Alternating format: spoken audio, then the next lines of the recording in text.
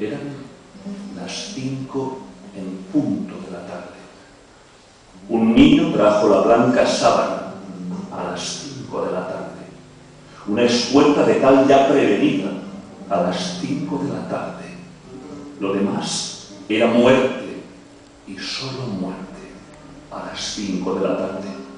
El viento se llevó los algodones a las 5 de la tarde, y el óxido sembró cristal y níquel a las 5 de la tarde. Y un muslo con un asta desolada a las 5 de la tarde.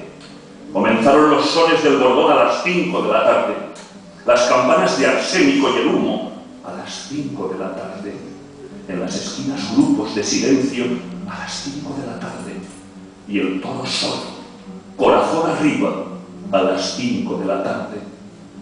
Cuando el sudor de nieve fue llegando a las 5 de la tarde, cuando la plaza se cubrió de yodo a las 5 de la tarde, la muerte puso huevos en la herida a las 5 de la tarde, a las 5 de la tarde, a las 5 en punto de la tarde.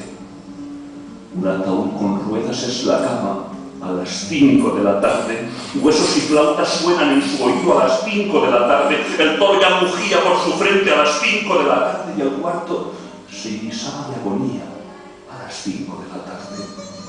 A lo lejos ya viene la gangrena a las 5 de la tarde, trompa de lirio por sus dulces ingles a las 5 de la tarde, las heridas quemaban como soles a las 5 de la tarde y el gentío rompía las ventanas a las 5 de la tarde. A las 5 de la tarde. ¡Ay, qué terribles 5 de la tarde! Eran las 5 en todos los relojes, eran las 5 en sombra.